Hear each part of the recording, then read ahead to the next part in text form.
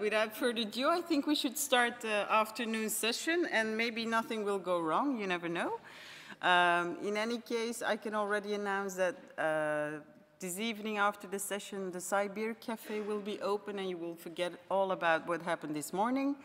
I am now very happy and proud to be able to introduce you the next speaker. It's Bruno Schröder from Microsoft. Microsoft is one of the key members of the B-CCENTRE and also one of the initiators of the project.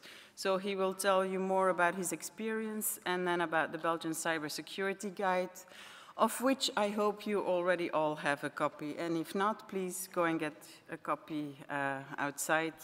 It's free and you can take it. It's part of your participation. Thank you. Thank you, Anne.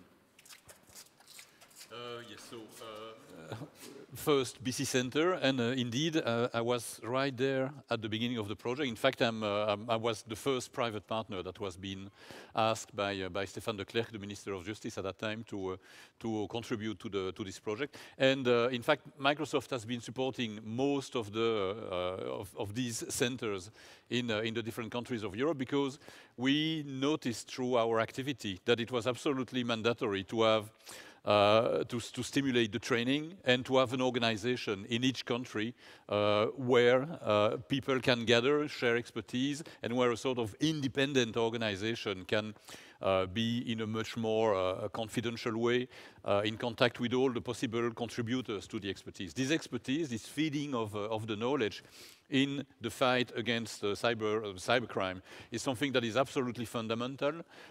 It is the most efficient way. Knowledge and understanding of what it is the most efficient way to limit it and to start contributing to the way, to a culture where we can protect ourselves and where we can defend our organization. So that's the main reason why we've been active in the B-CCENTRE.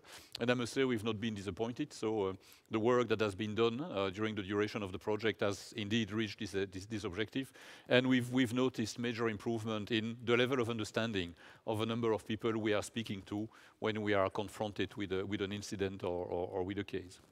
So this sharing of the knowledge and the involvement of private partners, so we are not the only one being involved in this project, but so this sharing of the knowledge is also one of the main reasons why we get involved in the writing of the Belgian CyberSecurity Guide.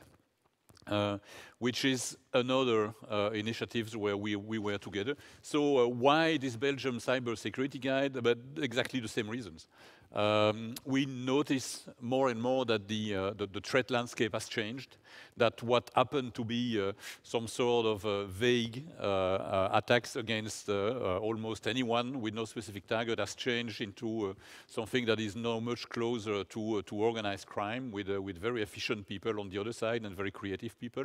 So it was absolutely fundamental again to warn everyone and build this common culture of protection, of understanding what it is. So the CyberSecurity Guide is exactly in this vein. It is a partnership. It started at the initiative of the International Chamber of Commerce and the FEB VBO, the Industry Federation in Belgium. So we were one of the two private partners who took part in the writing together with Ernst & Young. And there were also a number of other organizations involved, like ISACA, ELSEC, and of course B-CCENTRE. This partnership and the number of participants was also something that was absolutely required to get all views on that and to get a broad sense of the different technologies involved, the different way of looking at that, and how this could be handled. So I must say we had quite a lot of discussions in the beginning to agree on the structure of the guide. So what should this guide be? And so it was obvious right from the beginning that this should not be a complete description of the threat landscape, of the security, of all the technical security issues. This is much more about giving the right knowledge and raising the awareness level of the individuals. So we agreed on a structure where after the standard introduction that you can find in all these kind of document, we would focus on the security principles. So what are the security principles that an organization should understand, the principle that an organization should follow? as we were also thinking about this document as a brief for, let's say, large organization who have a security team, who have an audit committee, who have a board. The question was also, what should the board member know about security? And when a board does the oversee of the normal working of an organization, what are the questions that they should ask? What are the things they should pay attention to, so that at board level, they can get the required level of confidence that, in fact, the organization they're driving is correctly thinking about cybersecurity and is also correctly addressing the challenge. So that was the part addressed by the first 10 key security principles. These principles should pass through the working of the organization. I'll detail them a little bit later. The next element was about, yes, so principles, that's good, but you don't do a lot with principles. You must translate that into actions. And we've noticed many times that even if the actions are obvious for a cybersecurity specialist or even for a normal system administrator, they are not always put in place in many organizations. The 2 or 3 key actions that would prevent 70% or 80% of the attacks are almost never put in place in the organization. So bringing back these elements in the 10 must-do security actions was the next step forward in making something that can be used out of straight of the reading of the cybersecurity guide. So I'll pass also through these actions later. And then we thought also that as we address organizations that are not fully ready, that probably have missed a few elements in their thinking, or they don't have the required knowledge to do that, the next step is a self-assessment, so rather easy to follow questions and answers that would allow almost anyone to figure out whether they need to take actions or what kind of actions they need to do.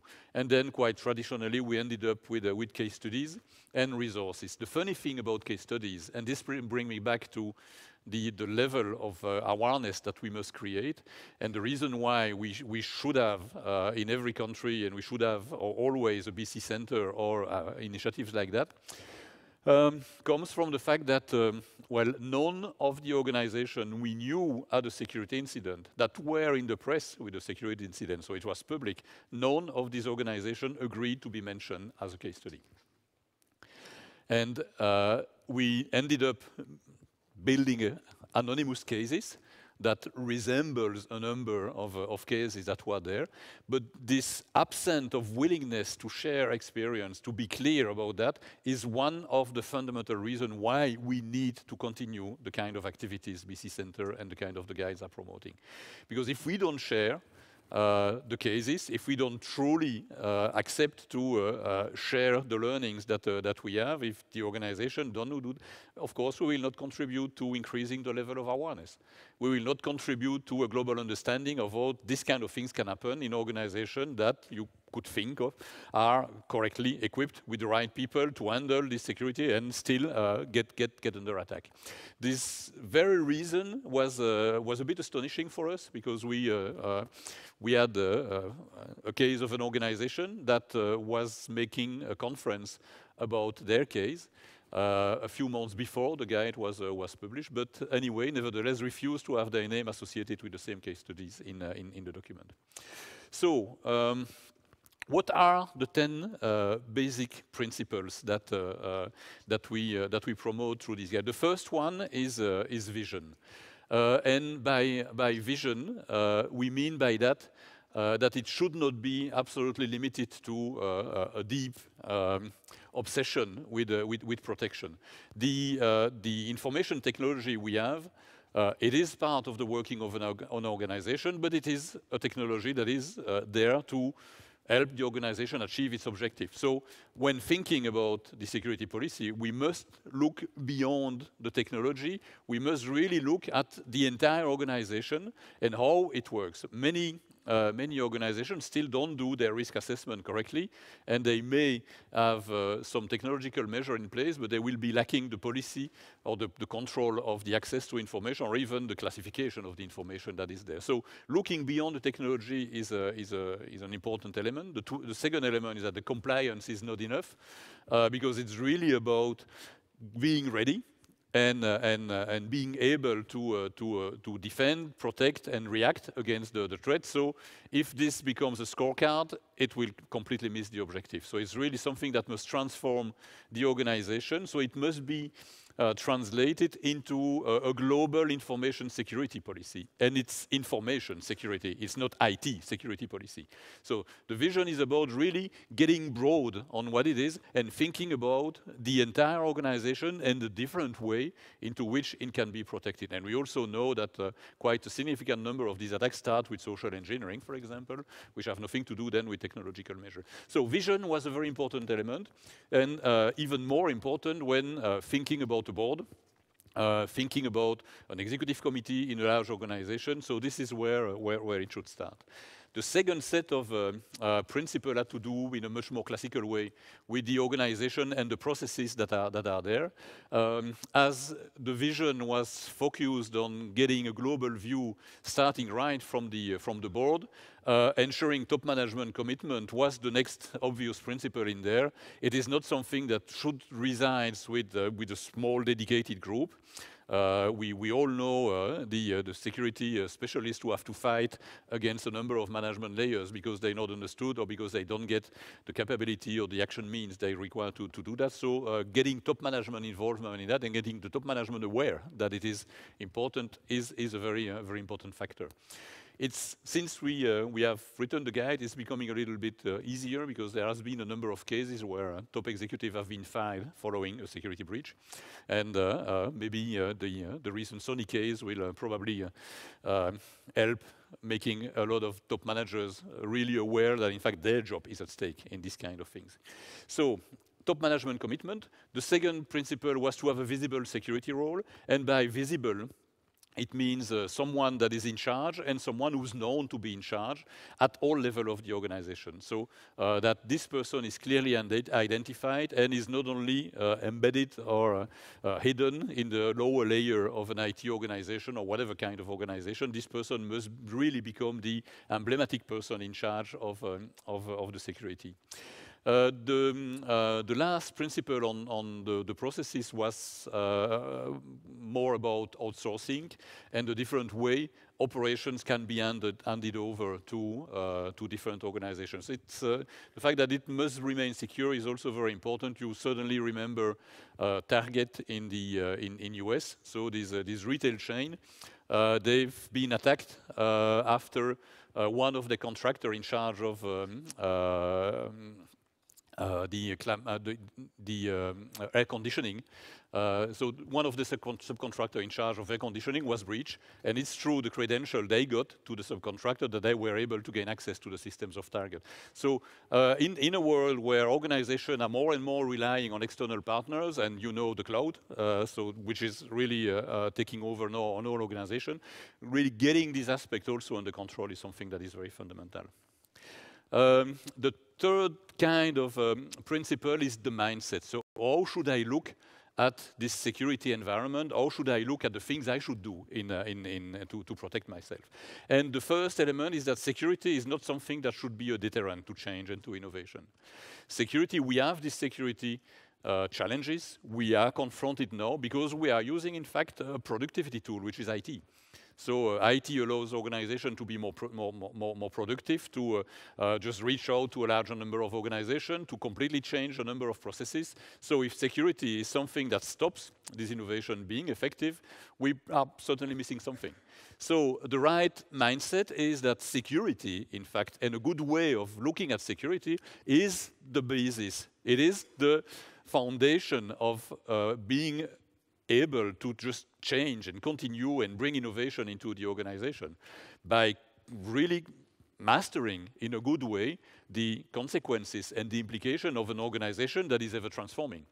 And transformation is, of course, about efficiency and reducing cost, but it is also about the right way of looking at security. And security is something that can be an enabler in allowing organizations to be more agile when it regards to innovation. In the same direction, keeping challenging everyone is very important. Especially because, well, we are in a changing environment, because the attackers are changing strategies and changing tools, because, well, the creativity in accessing the information or making use of information we never thought would be interesting for an external organization, it's there. So we must really keep continually thinking about what's happening, looking at a really different way. On one side, to be able to jump on the innovation, on the other side, to be able to continue to react to the different changes, and while, of course, maintaining focus. So the objective is to be able to be more efficient, use these technologies, and be protected, and do that in the correct way. So keeping the focus on this and not on the different reason why we should not do something, for example, is an element that will allow our organization to be able, well, to do what they need to do to continue to be competitive. And the 10 principle, we added it after a number of cases where the organizations under attack suddenly realized they were under attack, that they had no way to handle the communication about that. So be ready is a very important element. Communication is something, the first element that is missing, but it's not the only one. We've seen a number of organizations who were not able to start immediately thinking about stopping an attack, for example, and recovering from that. It was not part of the exercise that they have done. It was not part of the procedures that they had put in place. So this preparation to handle the security is also a key element in containing the damages. So we wanted this to be really clear, including at board level and at the highest level in the organization. So 3 kind of principles, with 3 kind of domain of principles, with 10 principles that should allow everyone to look at security in a conscious way, in a more relaxed way, we hope, so not be overly frightened or stressed by the possibility of something happening, and be then prepared to handle and to react and to respond in a rather organized and professional way when something happens. The 10 principles. Then what are the must-do security actions? So you all know these, but it's good to remind them. And as I mentioned on the importance of B-CCENTRE or writing these kind of things, user education and awareness is absolutely key. It's not a technology issue. Cybercrime, it is not only cyber. Most of the attack, as I said, starts with social engineering. This has to do with people and how we get access to the people. So the culture of the security, the culture of how should we think and behave in this environment is something that is much more important than the technological measure to do that. So we cannot do without both, of course, but without user education, you can invest all the money you want in protection. It will eventually always fail in a way or another. So second element, keep systems up to date. That's the number 1 challenges. Of the challenges that we see in organization. Systems engineers have a lot of things to do. They don't patch, they don't keep the systems up to date, they don't adapt, they don't adopt the new security principles or the new measure. We see now a big shift in the protection doctrine, going from we must defend to we must assume there is someone inside and limit the capability of someone that is inside. So this assumed breach is now a much more efficient way of coping with that. So keeping systems up to date, keeping the understanding of the evolution of the landscape is the second element. The third one is to protect the information. It is the information that needs to be protected. And for example, if you have an intruder that goes into your system, but if this intruder is not allowed to exfiltrate any data or to erase or to do anything, I mean, what's the problem? So we may have suddenly a philosophical issue with the fact that someone is inside, but if this person once inside cannot do anything, it's much better. This is safe. And it is, so that's one aspect of the protect information. The other aspect is that, well, it's about the information. So how do we know, how do we classify the information, how do we define what needs to be protected? Because here, again, it's not necessary to protect everything in the same way. Some information have more value than others. So what kind of information should we protect? What's the reason why we protect this information? What's the impact of a security breach on that? These are an important part of the thinking. Mobile device security refers to the extension of the boundaries of the organization. Quite fundamental. It also implies a different way of thinking, especially when organizations are now moving into a bring your own device with some flexibilities there that just completely change the landscape. Once you have these wider extension of the system, then giving access to information on a need-to-know basis, restricting access of information for people who do not need that, is a really important fundamental mechanism when you don't know exactly who may be accessing your infrastructure through the different devices that are there. Linked to that, one of the basic element is safe surfing rules, but also restriction on surfing. It's I'm really amazed when meeting customers who have been or who are in the middle of an incident. I'm really amazed to see that well, systems administrators, for example, are working on machines which have a complete free access to the internet. There is no reason why they should access internet on a systems admin machine. So why not restrict this kind of thing? So these are the basic safe surfing rule that could be put in place, including also the education of the individual. Then strong passwords. It's well, the obvious one, not the most implemented. And then the backup strategies and the fact that you check how you can recover is also something that must be prepared and be ready. Then the layer approach is this new principle of defense in depth. So again, it has to do with how do I protect my systems in different way. It's better to have multiple protection mechanisms than to rely on one that is supposedly being absolutely the totally efficient. And then the final one that should be in the mind of everyone is to prevent, defend, and act when something is there. We are now seeing systems or organizations moving to metrics like the mean time to detect and the mean time to repair an incident, much more than the number of attacks, for example, or the number of penetration or the level of a penetration. It's the time to detect and the time to react, to stop, contain, and then recover if something has been compromised. So 10 principles, 10 actions, and with that, we hope that any organization of a sufficient size can derive from that an action plan that can be implemented in these organizations. And so I have to agree that for much smaller organization, this is something that is probably too big for them. And now I'm thinking here about this organization of 15 or 20 people. They can now be subject to a different kind of attacks, like the crypto locking, for example. This is something that is wide-reaching. So it's probably one of the thing we should change in the next version or in the follow-up, which is something that is much more targeted to much smaller or really small organization. But anyway, our objective here was to really think about the management structure of the organization and going there. So far, the results are not that bad, if I may say. So we have 12,000 paper copies, plus a first batch, and so we forgot to take track of the first batch. So we have more than 12,000. We don't know exactly how many we've made so far. Almost all copies are gone, except those in English. We also have something like over 5,000 downloads. We've not counted all the downloads that are there, but it's a significant audience, in fact.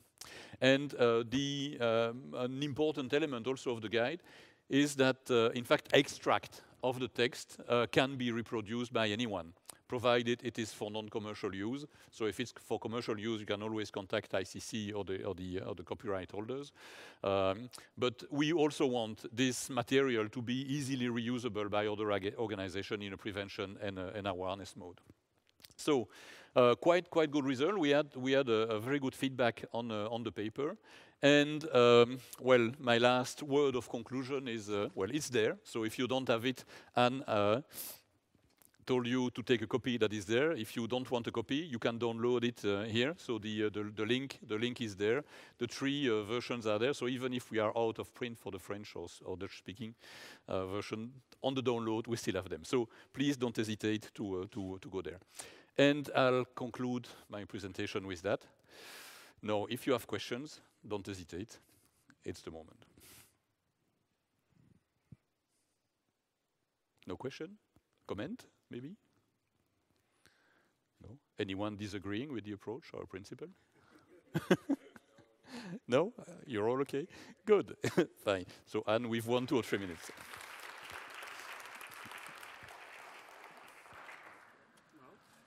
Thank you, Bruno. It must have been very clear. So this was our second plenary part. So as Bruno said, please take a guide if you don't have it yet. For the rest of the afternoon, we will split up again in the different tracks. There's a lot of things I can recommend you, so I'm not going to say anything, I suppose.